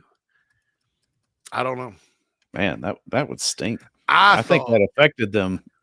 I thought it was ridiculous. I thought it was ridiculous what they. I mean, look, why can't you get okay? So every game's going to be away, and it wasn't like they designated Burns the home team. Why can't you play so Burns isn't that far from Greer High School. You have home and away. Why can't you set up the schedule to where, okay, we're going to be at home and play at Greer this weekend, but we're going to play JL Man or whoever. And then we're going to go play at Riverside one day, and we're going to play at Dorman one, to where you have actual home games instead of going to everybody. I mean, that was a money grab. And I don't know the first thing about that district's finances, but I know where the BMW plant is located. Right. But I know what school district that's in. Mm-hmm. And I know they're not hurting for property tax money because that area has grown like a weed. And I went through there, back last summer in July when I went down for my grandmother's funeral. Matt and I just drove around, and there's new houses everywhere. In that it is expected to be finished in August 25. Okay. Good. Yeah, so that's good. Looking forward to seeing it. We gotta get my buddy to catch up his booster club dues. That's right. That way we can show our faces. Get his season tickets. That's right. We seem to have missed your booster club dues, sir. It's funny. We both came up in a time where the band was more notable than the football team there. Yeah, it still is. Yeah, I mean, I would doubt that they're not still doing well, but yeah. No, yeah, I think I saw the other day where they went to, or this year, they were doing something good. My wife really likes the marching band stuff, and so I was telling her the story of the Rebel Regiment. It's like I shall tell you the story of William Wallace. A Braveheart reference for the tell you the story of the Rebel Regiment. Our friend Skipper played the mellophone. Is that something we should give him hell for? That's a marching French horn. No, I marched mellophone my first 2 years in band. Yeah, I marched mellophone for 2 years, and then I marched. I marched mellophone 1 year. I played all different brass instruments. I played a different. Now that I'm thinking about it, I played a different brass instrument every year when I was in marching band. Started with baritone, played mellophone my sophomore year, marched flugelhorn of all things my junior year, and then finished on sousaphone. What is a flugelhorn? A flugelhorn is a trumpet-like instrument, but instead of being like real tight and compact, it has this one long thing, and it kind of gives a sound similar. It's similar to a trumpet in range, but has a bit more depth of sound, like a kind of like a mellophone, but not in that voice. It's an interesting thing. Yeah, I needed a bit more range that year than the mellophone would give us. So I was like, well, I can play flugelhorn. I'm sure I'll learn it, and learned it in a few weeks and marched it that season. I'm never going to talk bad about him again for playing the mellophone, Phil, because I had no idea. I thought you were a tuba guy. My heart has always been with low brass, but I used my opportunity through band to learn how to play all the brass instruments. Now, you know, when you go to college, you really kind of pick the one you love the most and are the best with. And I played sousaphone. I was a tuba guy at Western. That's awesome. Yeah. I didn't even know you were in the marching band at Western. That's awesome. Yeah, man. That's the only reason I went. Yeah. That's hardcore. The best marching band there is. All right. So what can we make? So all right, who would I make? So if you played clarinet, see now dudes, if you played if a dude played the flute, like he was like really good at the flute, would that be making fun of?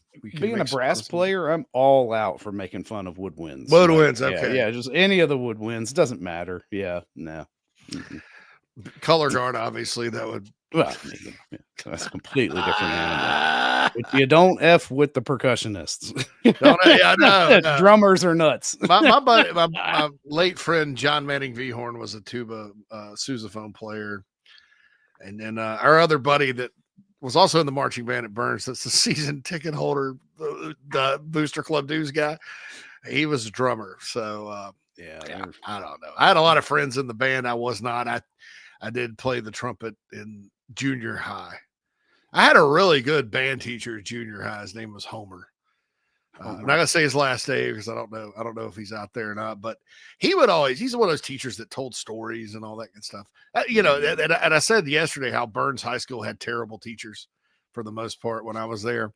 My middle school, DR Hill Middle School, awesome teachers, like really awesome people at that middle school. And then they just shipped you off to the wolves. Shipped you off to the wolves. Yeah.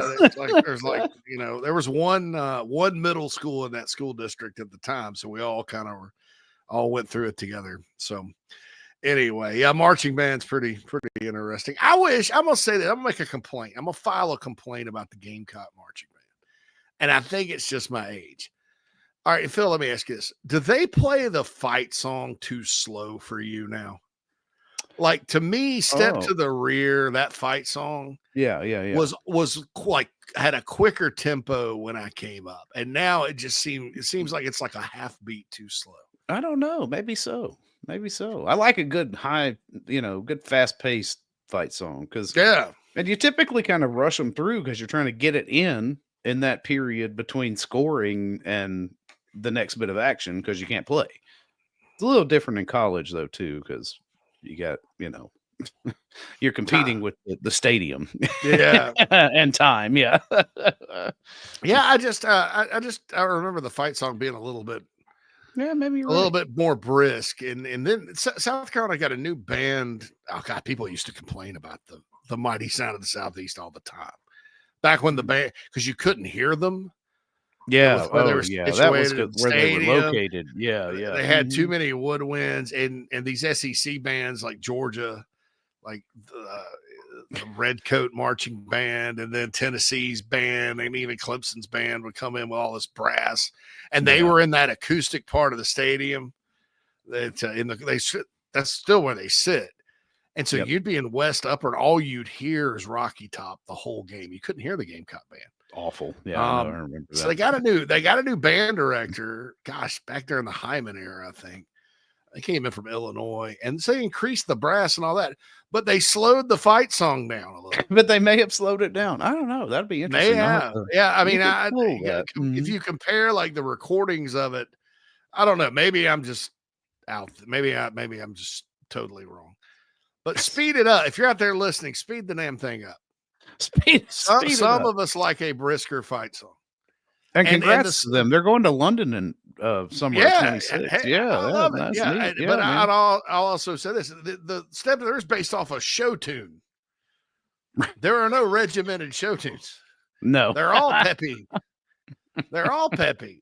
That's right. They all have to be kind of upbeat, even though, Italy with Oklahoma, they got a pretty peppy fight song. You got Arkansas, dun, dun, dun, dun, dun, dun, dun, dun, dun, dun, Georgia cranks theirs out. There's no reason to slow that down. Yeah, we played I think Wade Hampton's was the Michigan fight song. Hail to the victors. Yeah, if I remember right. Yeah, because everybody. Hail to Wade Hampton, generals. There were no words. No words. No. I shall write the words to the Wade Hampton fight song. I asked my daughter when she went, I was like, is the English class making you learn the alma mater? She's like, the what? The what? Like, really? They don't make you learn the alma mater? Come on. Kreger has some breaking news. Fish has been nominated to the Rock and Roll Hall of Fame. I'm not a Fish guy. Yeah. But I know and respect and love many people, including Kreger, that are. Yeah. One Hale McGranahan. Hale Fish loves guy. Fish. I had a lot of friends that, God, they love to go to see Fish. And yeah, it's not. I was trying to explain it to my wife the other day. I was like, about Fish. I was like, it's a jam band. She's not a jam band person. I was like, now, if you're at a party with some friends and you got some Fish playing in the background and it's all like cool and stuff and it's a good vibe, yeah, it's great. It's great stuff. But would I go to a concert? We were talking about the Sphere in Las Vegas because we went to see U2 a year ago out there. Yeah. And Fish played at the Sphere. And I was like, I just don't know how to, for 3 hours. As good as they are musician wise, to me, it would be like Trans-Siberian Orchestra in a way. I've never been to one of those. Jeez, Phil, you're actually lucky. Don't let anybody tell. Don't tell. No. Don't tell Dina. No. All it is it's like Beavis and Butthead in a way, in a lot of ways. Because it's all electronic, right? I mean, yeah, they're like it's like Beavis and Butthead was like dun, dun, dun, dun, dun, dun, dun, dun, dun, dun, dun, dun, over and over and over again, and then like a guitar solo from Ozfest. And it's just like, God, man, it's just people love them. They love, I mean, I kind of stepped in it. I was on 107.5 one day and Bill was promoting it and giving away tickets. And I said, Trans-Siberian Orchestra's god awful. In just the most matter-of-fact way possible. No, there was silence crap. Too. I mean, like normally Bill and Jen and Preston will laugh. Silence for like 5 seconds. Okay, well, if it's not Scottish, it's crap. It's crap. You could not pay me enough to go to the Trans-Siberian Orchestra again. No, I mean, I guess I get the appeal. I mean, because it's Christmas music too. So doesn't that's even the draw, put you in the Christmas season. No, man, I don't even know. I'd rather watch a live symphony. Of course, I'm spoiled because Greenville has a decent one. So yeah, dude, and that's something I could get it because then you know what you're getting. Trans-Siberian Orchestra is like, these big lights and this big show, and then it's just over and over.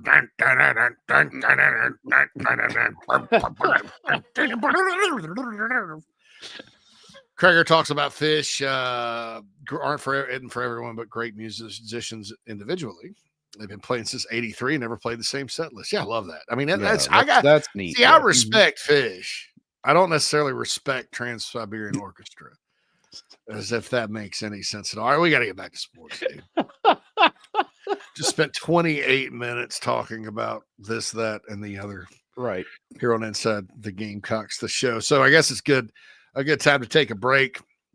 What's got me feeling so chipper today, or one of the things, is my supplements from Encapsulate.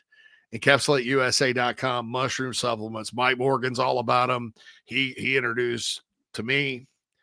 I ended up trying them. They work. I've taken supplements before, not a big supplement guy. They don't work. I'm like, this is actually good for clarity and mental health. I don't want to say mental health, but brain function. You're sharper. It just works. And it's all natural. If you use code JCM, get $10 off.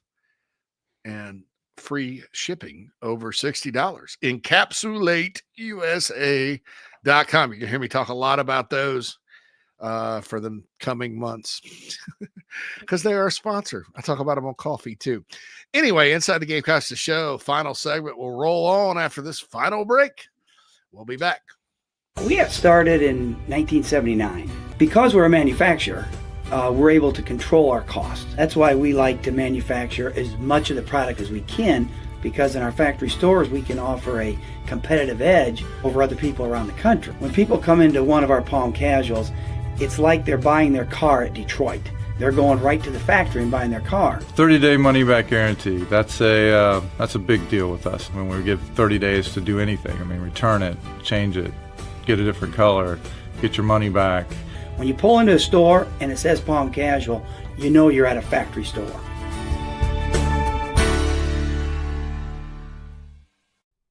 Charleston Fitness Equipment is keeping South Carolina in shape. Clients have come from all over the Palmetto State to find that one piece of equipment that they enjoy that keeps them looking and feeling good. Whether it's a home rower, treadmill, elliptical, free weights, a home gym, or something else, Charleston Fitness Equipment keeps the mirror smiling back at you. Get in shape like the Gamecocks do. Visit charlestonfitnessequipment.com. Gamecock owned and operated and proud partners of Inside the Gamecocks, the show.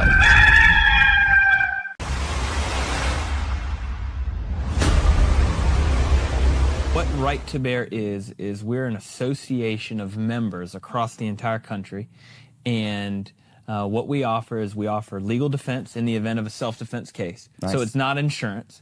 So we offer an attorney in the event that one of our members might have some type of an accident. ProtectWithBear.com. We've got all of our social media accounts on the bottom of our website. We've got blogs, articles, detailed description of all of the coverages in depth, and we'd love to have you come check us out and ultimately get the protection you need.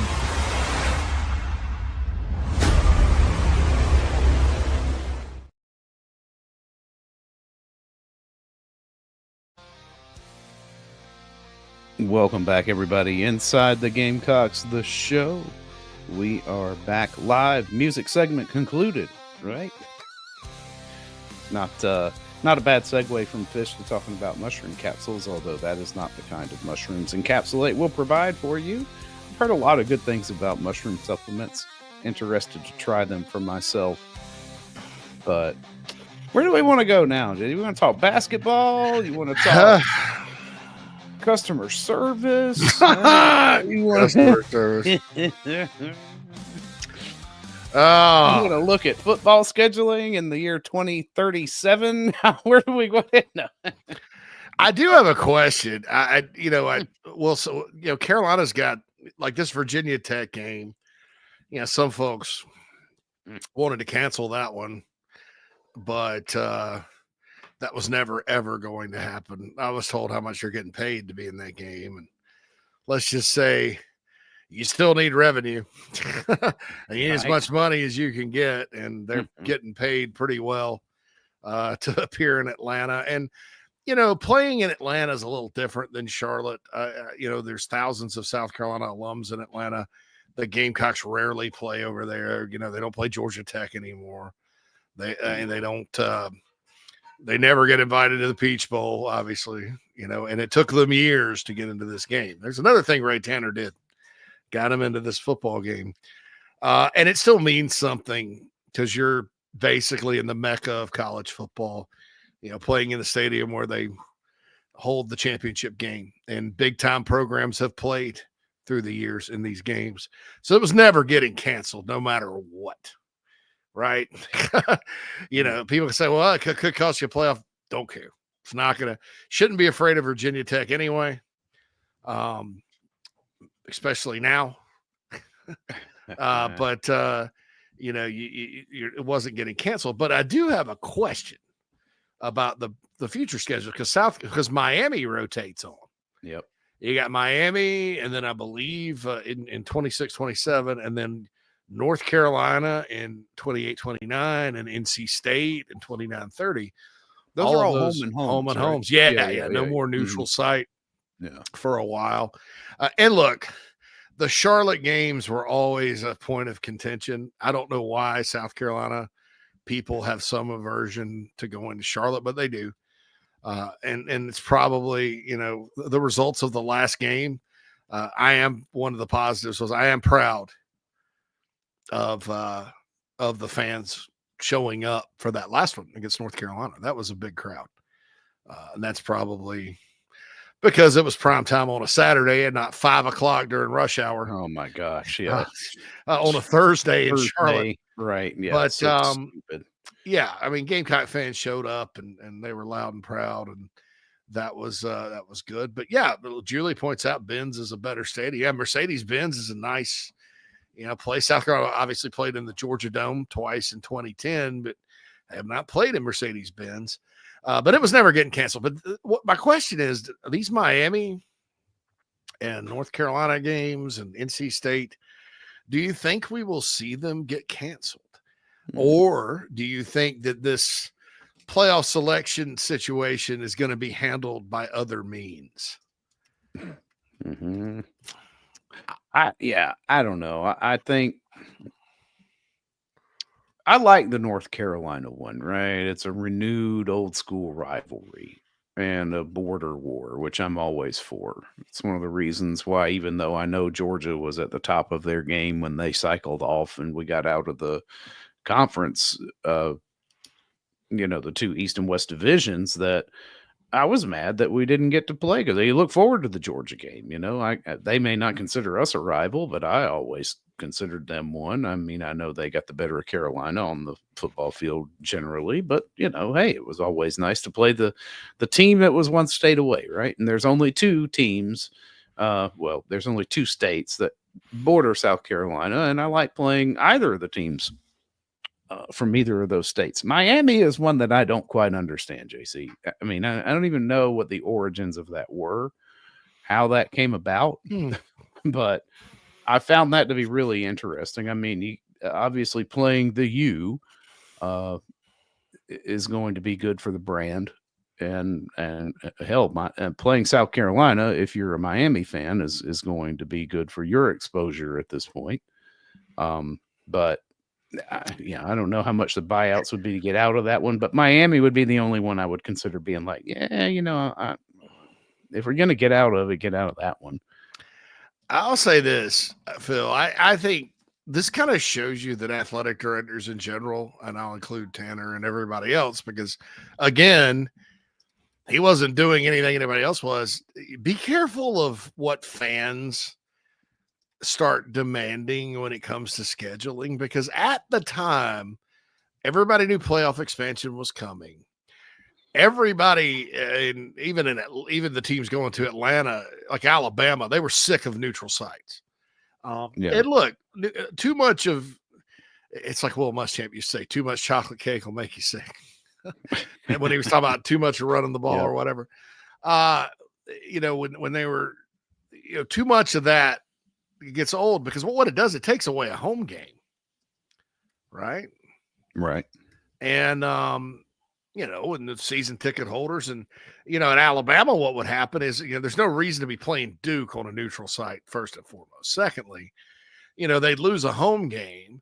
And then if their Western schedule, like Tennessee was down, so that wasn't really and then, so if LSU wasn't at home and say Auburn was down, you'd really play no big games at home. And so playoff expansion was coming. Programs like Georgia and Bama and LSU. I mean, LSU opens at Clemson this coming year after a string of neutral site games. A&M with the Notre Dame series.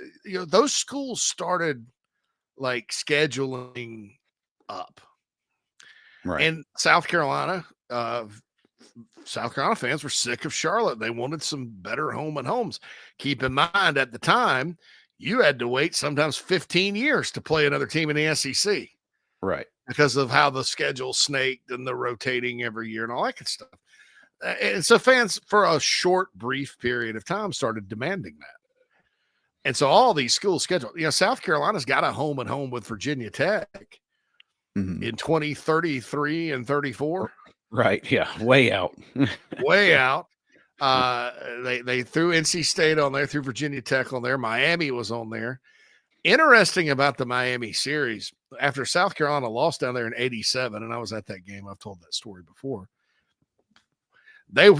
South Carolina said, we're never playing you people again. Because there was a fight at the end.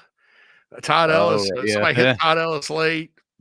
It was a very emotional game. Gamecocks actually could have beaten them, knocked them off. Could have been one of the best upsets ever, but it wasn't. And they said, we'll never play it again. Well, then years later, the 2014 Independence Bowl rolls around, and here's South Carolina playing Miami. Mm-hmm. Carolina won that one. And so I guess as time passed, it's like, oh, okay, and Miami's a good trip. I mean, it's like you said, it's fun. South Beach. Bobby's talking about he and Lance Play are chilling on South Beach, popping lattes. I would imagine. Nice. Yeah, I mean, the stadium would have a ton of garnet and black in it. I mean, it's not hard to get tickets. No, they don't have many fans, but no, you're not going to end up having to pay very market prices for that. Yeah, I get that. And NC State and North Carolina are games that you should play because of the neighborly end of it, like you said. Yeah. Virginia Tech is a dormant series. And honestly, I heard from on good authority they were trying to schedule West Virginia home and home. That never kind of came to fruition because then conference expansion happens and everybody's talking about going to 9 games and all this other stuff. And all that crap stopped in its tracks. And nobody's like, okay, well, what's Towson doing? Let's schedule them. Yeah, right. Yeah, that's right. Call up SC State. How many local D2 schools can we play? Yeah. Steven says, I wish Virginia Tech was home and home. It is in the 2030s. That's right. Yeah, we're just going to have to wait a decade. We have to wait. Gosh, last time Carolina went to Blacksburg, what year was that? What was 90? It was 90. Carolina went up there. Carolina actually won. So in 86, Carolina and Virginia Tech tied. And then in 87, Carolina beat that butt pretty bad. 88 was a close game. South Carolina won. Frank Beamer took over in 87. So 87, 88, 89 was a tie at Williams-Brice. It was crazy. South Carolina's first 2 games of the Sparky Woods era, they were 1-0-1. They beat Steve Spurrier and Duke, and then tied Frank Beamer and Virginia Tech. Jeez. That tie was an upset, though. And then in 90, the Gamecocks had to rally and win up there. And then 91, the Gamecocks won again. So Carolina, they're that period. 34 years. Yeah. And there's some kind of something. Yeah. Robert points out fourth quarter comeback in 1990 with Bobby Fuller at quarterback. So, yeah, I mean, there was that they used to play every season, Carolina and the Hokies, and it's not that bad of a drive either. No, but I like playing it. Anything to play in Atlanta, I think is fine. Do it once. When they started scheduling the games in Charlotte, man, they scheduled those bad boys. I mean, they played up there in 2011, 2017, 2011, 2015. 2017, 2019, 2023. Jeez. Not all against North Carolina, but East Carolina in 2011. Yeah, I was at that one. They played in 15, they played North Carolina. In 17, they played State. 19, North Carolina. 2023, North Carolina. So, yeah, that was weird. But that North Carolina and NC State series, that's back, and Carolina will go to Raleigh, and then the Pack will come to Columbia, and back to back to back. So we had a big Spur tailgate before the 08 NC State Carolina game at Birdie's Chicken. Yeah, that was a raucous time. In fact, 08, 08, dude. Yeah, everybody was. I guess the storylines that year were because Tommy Beecher was starting at quarterback, and Steve Spurrier Jr. allegedly was going to call some of the plays. And by the fourth quarter, and Russell Wilson was the quarterback at NC State. Yep. Yeah. By the fourth quarter, Steve Spurrier was calling the plays, senior, and Chris Smelley was the quarterback. The Gamecocks won 34-0. They kind of ran it up at the end, and that was just not a very good team in 08. But we sure as heck had a great time at the tailgate at Bernie's Chicken. That's awesome. The Big Spur once upon a time, the Big Spur tailgate. So, well, but that's it's going to be interesting to see. I think if you're looking for the administration, the football program to cancel non-conference games, that Miami series would probably be first on the chopping block. I'll say this too. So much of those decisions, Phil, are going to depend on how's the playoff structured moving forward. A and B, is the SEC going to 9 games? Because I don't know anybody in their right mind right now that would go, yes, like in coaching or fans. Oh yeah, nobody wants that now. Yes, give us 9 SEC games, so our record won't be pretty at all. Yeah, that's right. After going through what everybody went through this past year, where basically the team outside of Georgia, the teams with the easier easier schedules got in. Mm-hmm. Everybody else didn't. Nobody wants 9 games. You know, I mean, it's like, what are you talking about? Especially the impact of this season's college football playoff is probably going to have ramifications for at least a decade on scheduling. Maybe, but remember what I said. Remember when everybody went to this trend? Here's an idea. This is 2025. Why not stop making freaking football schedules 15 years in advance? Right. It doesn't make any sense now. Every other sport, they don't set the ACC. The ACC puts out its schedule a year ahead of time, you know, with the conference opponents and everything. Yeah. Why do we need to schedule games in the 2030s? I know. Because it's JC, it's just been that way for years. I know. Yeah, right. Yeah. But honestly, I've got different life goals. I'm hoping I'm alive then. Yeah, right. Hey, good health. That's right. Able to maybe have some grandkids or something. I'm not sitting there breaking it down. Yeah. Julie says that's the leverage for the playoffs. ESPN, if they want the 9 games, must use the strength of schedule. It's different entities. ESPN can apply pressure, but they don't run it. It's that fly by night group that, and the problem with that too is with the current setup, these other leagues have a vote, which is crazy.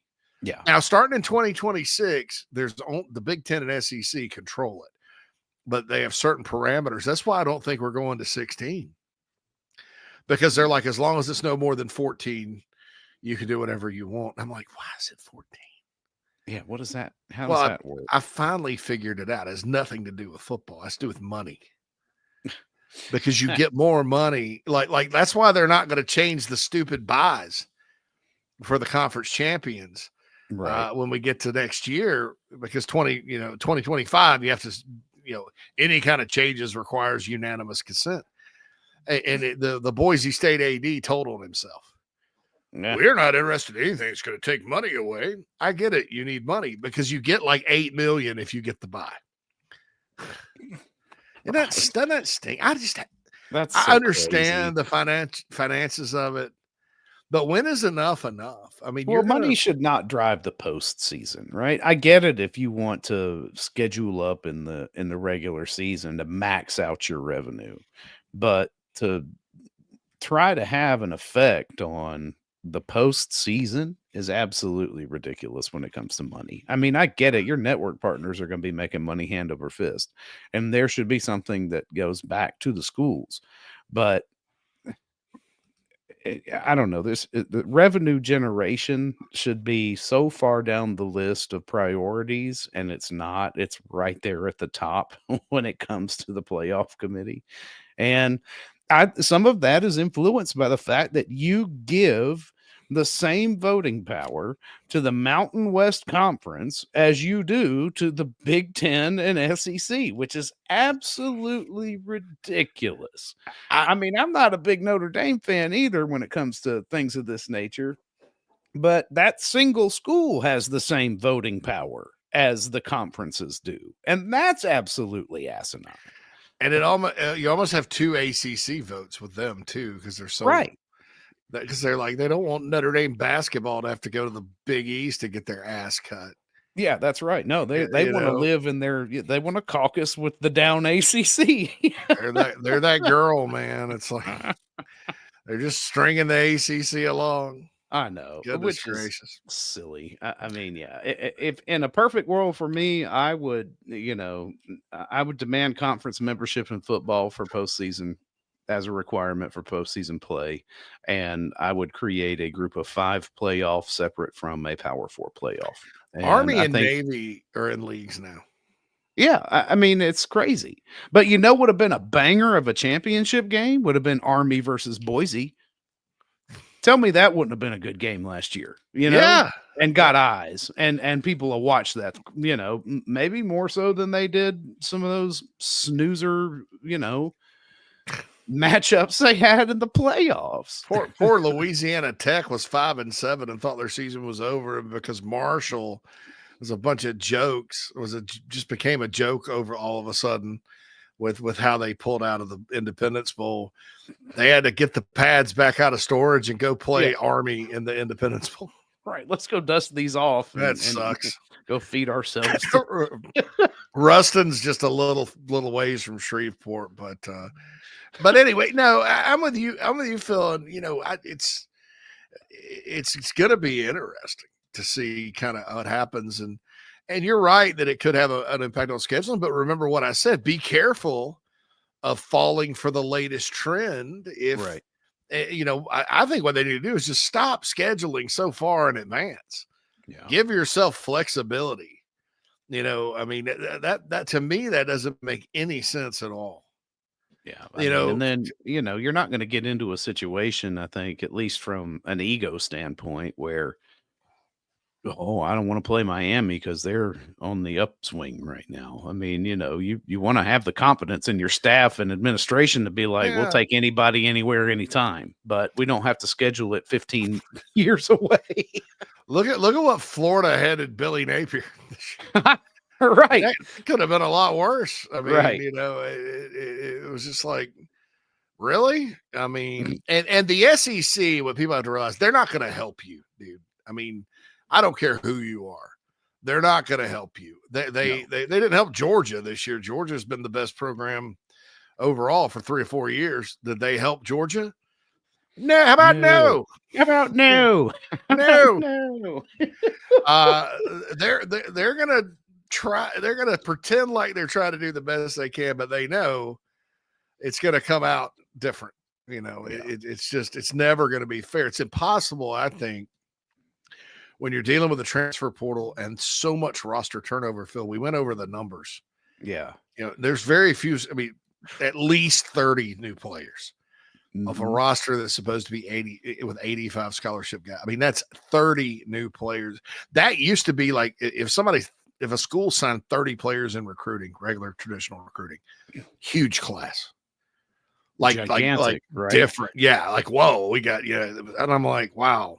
And there's probably something in the back end that kind of, like coaching change or something behind there to have that many bodies. Yes. Right. Yeah. That's on the low end of the league. Vandy's the lowest at 25. Everybody else is 30 or above. Mississippi State, and they're probably not done either. There's another portal window. No, that's right. Yeah, we're still one window away. 51. I know. And I'm like, that's why I'm going to put, trust me, as soon as it gets on my app, the 50,000 to 1 odds for Mississippi State, I'm throwing $2.50 on that. I'm going to throw $2.50 on it. Because with 51 new players, who the hell knows? Yeah, that's right. You have no idea. I mean, they may be great. And everybody will talk about how surprised they are. It won't surprise me. Nope. With 51 new players, won't surprise me to see them go 0-8 again. Won't surprise me either way. Not either way. Yeah. No, I'm like, when you're talking about that percentage, I mean, it's just, I mean, it randomizes the outcomes. Like these preseason polls mean, I mean, they never really had any meaning or anything right now, but in this day and age, you're throwing darts, buddy. Exactly. It's you're throwing darts. That concerns me about expectations being high in South Carolina. I'm like, I don't know. I know. Who knows? But look, if you got 16 on offense and 6 on defense, I mean, that's a good start, right? Yeah, right. If you're the Gamecocks. But I think it's just going to be fascinating to see how things unfold. I'm curious to see in Birmingham, Phil, if there's any kind of examination as to, is there a way to even make the scheduling more equitable or whatever. And like it's kind of just laid out the reason why it's kind of a lost cause. Yeah. And there's, I've said this, the point system to me would, go borrow it from some high school league. You get points for beating good teams. And at the end of the year, the teams with the most points are the ones that get the playoffs, not your record. You can't scoot, but you got to have quality wins.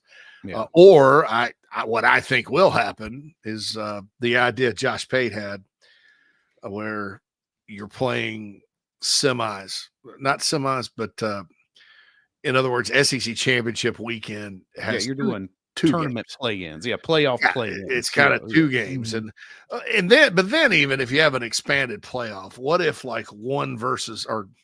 what if the number 1 play-in team plays the 4th play-in team?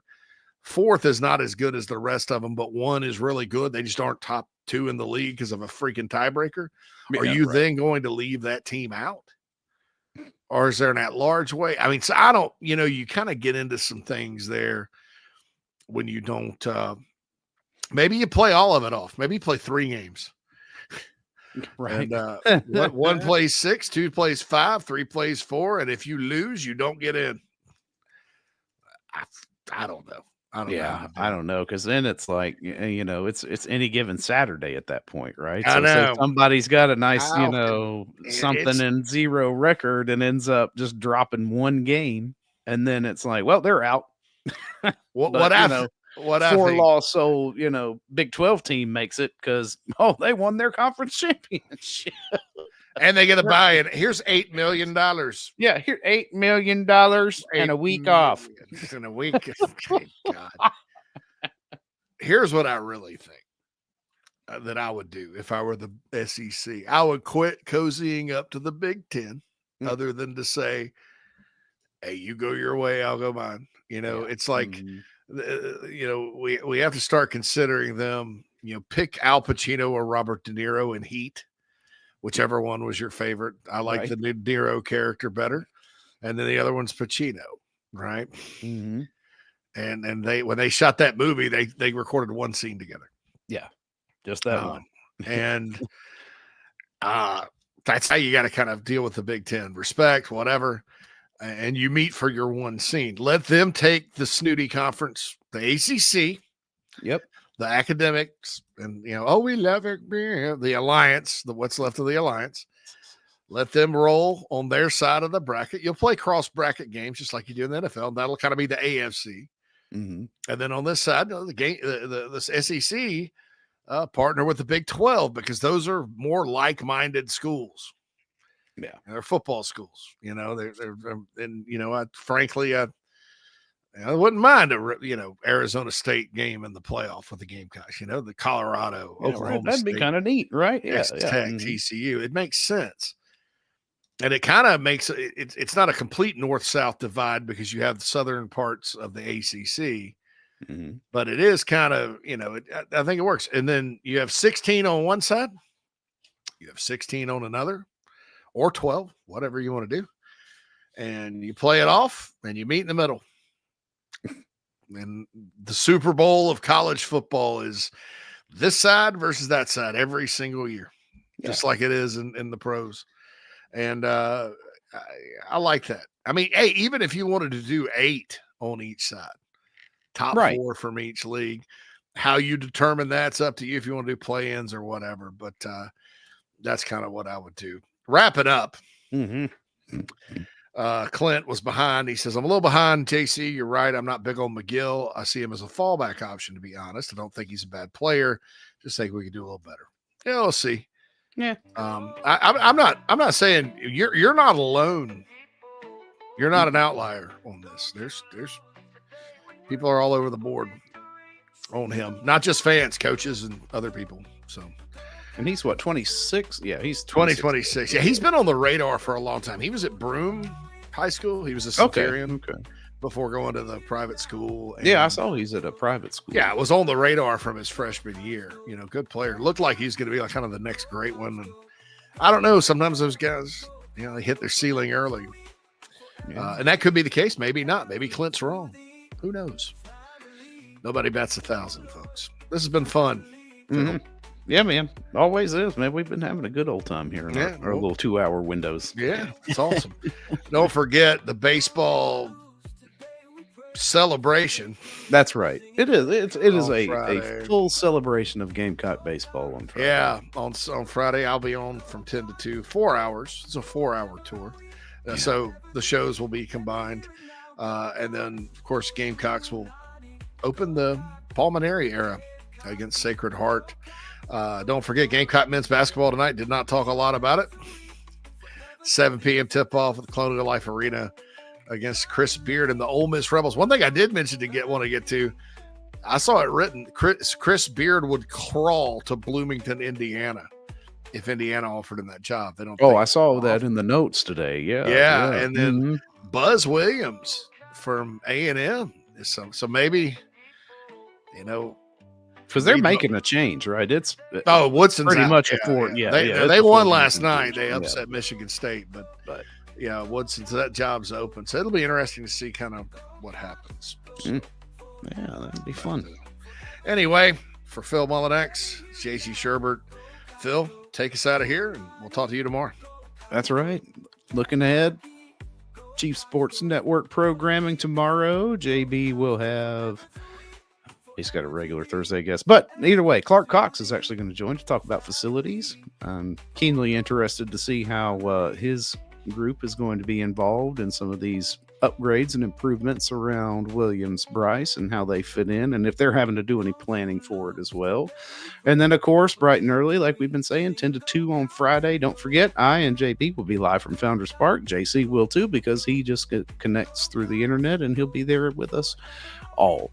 But y'all have a good evening. Get through your Wednesday. Hope we helped you get through there. We'll see you tomorrow on a Thirsty Thursday here on Inside the Gamecocks, the show.